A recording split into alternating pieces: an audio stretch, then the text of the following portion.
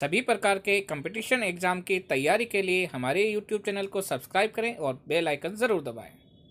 Hello friends, मैं हूं राम प्रकाश प्रजापत और आप देख रहे हैं आपका अपना यूट्यूब चैनल फ्री कंसेप्ट। दोस्तों, आज के वीडियो में हम स्पेक्ट्रोस्कोपी से रिलेटेड कुछ इंपॉर्टेंट एमसीक्यूज़ को एक्सप्लेनेशन सहित डिस्कस करेंगे। वीडियो को अंत तक पूरा देखें जिससे कि आपके सारे कंसेप्ट क्लियर हो सके। वीडियो के अंत में आपसे एक गोल्डन क्वेश्चन पूछा जाएगा जिसका आंसर कमेंट बॉक्स में अवश्य लिखें। दोस्तों, आपका एक लाइक या एक कमेंट हमारे अंदर फिर से नए टॉपिक बनाने के लिए हमें एक नई एनर्जी प्रोवाइड करता है, तो वीडियो को लाइक करना ना भूलें। वे गोल्डन क्वेश्चन का आंसर कमेंट बॉक्स में अवश्य लिखें। तो चलिए यहाँ से आज कुछ नया सीखते हैं।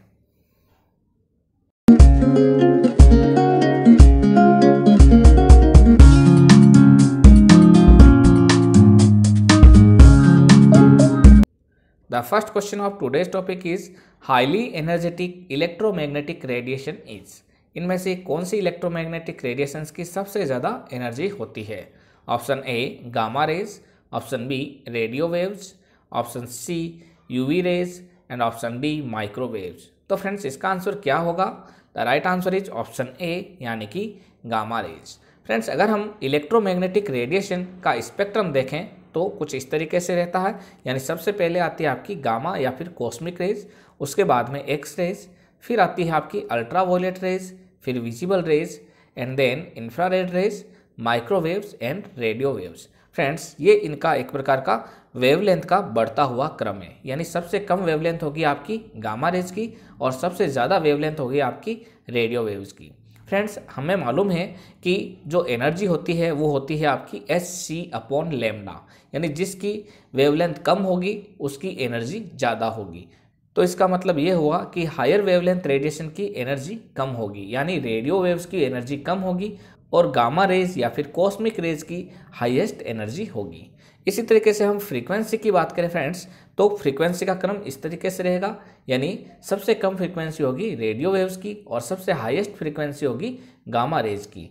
और हमें मालूम है कि फ्रीक्वेंसी भी इसी तरीके से होती है, E=hν, और जिसकी ज़्यादा फ्रीक्वेंसी होगी उसकी एनर्जी ज़्यादा होगी, जो हमने पिछले वीडियो में देखा था। तो फ्रेंड्स, अगर हमारा बेसिक कंसेप्ट ऑफ स्पेक्ट्रोस्कोपी से रिलेटेड अगर वीडियो देखना चाहते हैं तो ऊपर आई बटन में आ रहे लिंक पर क्लिक करें या फिर हमारे वीडियो के डिस्क्रिप्शन में दिए गए एनालिटिकल सब्जेक्ट के टॉपिक को ओपन करके देखें। फ्रेंड्स, अगर हम फर्दर विजिबल स्पेक्ट्रम की बात करें तो कुछ इस तरीके से रहेगा उसका स्पेक्ट्रम। सबसे पहले आपका आएगा वॉयलेट, फिर इंडिगो, फिर ब्लू, फिर ग्रीन, फिर येलो, फिर ऑरेंज एंड लास्ट रेड। यानी कि वॉयलेट की जो वेवलेंथ रहेगी वो सबसे कम रहेगी और रेड की वेवलेंथ सबसे ज़्यादा रहेगी। फ्रेंड्स, अगर हम इन वेरियस इलेक्ट्रोमैग्नेटिक रेडिएशन को लर्न करना चाहें तो इस तरीके से भी याद कर सकते हैं। Rahul's mother is visiting uncle Xavier's garden. Rahul's में जो आर है, आर का मतलब हो गया रेडियो वेव्स। रेडियो वेव्स की क्या होगी आपकी सबसे ज़्यादा वेवलेंथ। उसके बाद मदर का अंदर जो एम है वो है आपका माइक्रोवेव्स। इसी तरीके से इसके अंदर आई है इंफ्रारेड रेज, विजिटिंग का वी है विजिबल रेज, अंकल का यू है अल्ट्रावायलेट रेज, जेवियर का एक्स है एक्स रेज एंड गार्डन का जी है गामा रेज। तो इस तरीके से हम वेवलेंथ का डिक्रीजिंग ऑर्डर भी लर्न कर सकते हैं। फ्रेंड्स, अगर हम बात करें गामा रेज की तो it have least wavelength, it have highest energy and it have highest frequency. इसी तरीके से रेडियो वेव्स की बात करें तो it have highest wavelength, least energy and least frequency. तो इस तरीके से हम इस इलेक्ट्रोमैग्नेटिक रेडिएशन के स्पेक्ट्रम को लर्न कर सकते हैं। नेक्स्ट क्वेश्चन देखते हैं, question number 2। Electromagnetic waves used in telephone transmission is. Option A radio waves, option B microwaves, option C cosmic waves and option D infrared waves. तो friends, इसका answer क्या होना चाहिए? The right answer is option B यानी कि microwaves. Friends, अगर हम बात करें वेरियस इलेक्ट्रोमैग्नेटिक वेव्स के बारे में तो सबसे पहला और इम्पोर्टेंट कैरेक्टरिस्टिक देखें एक्सरेज का, तो it can pass through glass and muscle tissue, इसीलिए ये आपका एक्सरे फोटोग्राफी में भी काम आता है। Next, radio waves can pass through air, इसीलिए ये आपका रेडियो ट्रांसमिशन सिग्नल में काम आता है। Next, visible UV and IR radiation can be bent by reflection or diffraction in a prism and so on. And last, when visible light is passed through a prism, it is split into 7 colors and this phenomena is called dispersion, जो कि अभी हमने देखा था VIBGYOR के रूप में। ये आपके रेनबो कलर्स है। V4 वॉयलेट हो गया और R4 रेड हो गया, जो हमने अभी पिछले क्वेश्चन में देखा था। नेक्स्ट क्वेश्चन देखते हैं, question number 3। The wavelength region for visible light is, इनमें से विजिबल लाइट के लिए कौन सा एक वेवलेंथ रीजन है? Option A 3800 to 7600 nanometre, option B 380 to 760 nanometre, option C 190 to 380 nanometre and option D 1900 to 3800 nanometre. तो फ्रेंड्स इसका आंसर क्या होगा? The right answer is option B, यानी कि 380 से लेके 760 nanometre.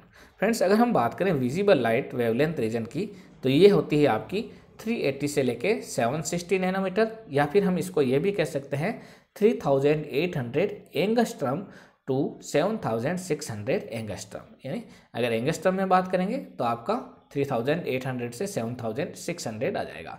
Friends 1 angstrom is equal to होता है 10⁻⁻10 मीटर, जो हमने पिछले वीडियो में देखा था।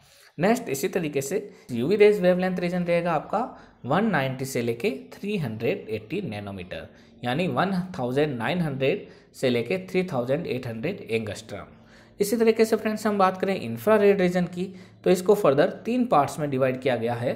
फर्स्ट नियर इंफ्रारेड रीजन, जिसे हम बोलते हैं ओवरटोन रीजन, और इसकी जो आपकी रेंज रहेगी वो रहती है 0.8 माइक्रोमीटर से लेके 2.5 माइक्रोमीटर। इसी तरीके से नेक्स्ट देखते हैं मिडल इंफ्रारेड रीजन, जिसे हम वाइब्रेशनल रोटेशनल रीजन भी कहते हैं, और इसकी जो आपकी रेंज रहेगी वो है 2.5 माइक्रोमीटर से लेके 50 micrometre. And last far infrared region, जिसे हम रोटेशनल रीजन भी कहते हैं, और इसकी रेंज होती है आपकी 50 माइक्रोमीटर से लेके 100 माइक्रोमीटर तक। नेक्स्ट क्वेश्चन देखते हैं, question number 4। Xenon arc lamp is source of light in, इनमें से ज़ीनोन आर्क लैंप किसके लाइट सोर्स का टाइप है? Option A visible rays, option B UV rays, option C infrared rays and option D none. तो friends इसका answer क्या होना चाहिए? The right answer is option B, यानी कि यूवी रेज। फ्रेंड्स अगर हम बात करें विजिबल रेज की, तो इसके लाइट सोर्स होते हैं आपके tungsten lamp, tungsten iodine lamp and quartz iodine lamp. यानी ये तीनों हमेशा जब भी लाइट को एमिट करेंगे तो उसकी वेवलेंथ की रीजन रहेगी आपकी 380 से लेके 760 नैनोमीटर तक। इसी तरीके से यूवी रेडिएशन की बात करें तो इनके लाइट सोर्स रहेंगे आपके हाई प्रेशर हाइड्रोजन और deuterium discharge lamp, xenon arc lamp and mercury vapour lamp. यानी ये तीनों जब कभी भी अपने यहाँ से लाइट सोर्स को एमिट करेंगे तो उसकी रेंज रहेगी 190 नैनोमीटर से लेके 380 नैनोमीटर तक। इसी तरीके से हम देखते हैं IR रेज के लाइट सोर्स के बारे में, तो सबसे पहला आपका आएगा नर्स्ट ग्लोवर। फ्रेंड्स कई बार ये पूछा जाता है कि नर्स्ट ग्लोवर किससे बना हुआ होता है, तो it consist of road of sintered mixture of oxides of zirconium, yttrium and erbium. तो इन तीनों के ऑक्साइड से मिलके ये बनता है। And when it electrically heated at 1500 degree Celsius it produce IR rays. इसी तरीके से सेकंड आपका रहेगा globar. It is a rod of silicon carbide heated at 1300 degree Celsius and produce IR rays. इसी तरीके से नेक्स्ट नाइक्रोम वायर, इसको अगर हम 1200 से लेकर 2000 डिग्री सेल्सियस तक गर्म करते हैं तब ये IR रेज प्रोड्यूस करता है। तो कई बार एग्जाम में इनके सोर्स के बारे में पूछा जाता है, तो आपको इन तीनों के सोर्स अच्छे से लर्न होने चाहिए। नेक्स्ट क्वेश्चन देखते हैं, question number 5। A grade cuvette have a path tolerance of, अगर किसी क्यूवेट का ग्रेड ए है तो उसके अंदर पाथ टॉलरेंस कितनी रहती है? Option A 0.1%, option B 0.5%, option C 1% and option D 5%। तो फ्रेंड्स इसका आंसर क्या होना चाहिए? The right answer is option A, यानी कि 0.1%। फ्रेंड्स सबसे पहले हम क्यूवेट की बात करें तो जब कभी भी यूवी स्पेक्ट्रोस्कोपी या फिर विजिबल स्पेक्ट्रोस्कोपी की जाती है तो उसके अंदर इस तरीके का एक रेक्टेंगुलर सेल काम में लिया जाता है, जिसकी पाथ लेंथ होती है 1 सेंटीमीटर, और ये सेल आपका सैंपल होल्डिंग के लिए लिया जाता है। यानी कि इसके अंदर हम डाइल्यूट सैंपल को फिलअप करेंगे और इसी के थ्रू हम रेज को पास आउट करेंगे। जहाँ पे हमारा एब्जॉर्प्शन होगा वो हमें पता चल जाएगा कि इस पर्टिकुलर रेंज पे एब्जॉर्प्शन हो रहा है तो ये हमारा कंपाउंड कौन सा है। Friends, cuvette is made up of glass and plastic for visible radiation. अगर हम विजिबल रेडिएशन की बात करें तो वहाँ पे हम क्यूवेट को ग्लास या प्लास्टिक का बना सकते हैं जो हमारा सस्ता पड़ता है यानी कि चीप होता है।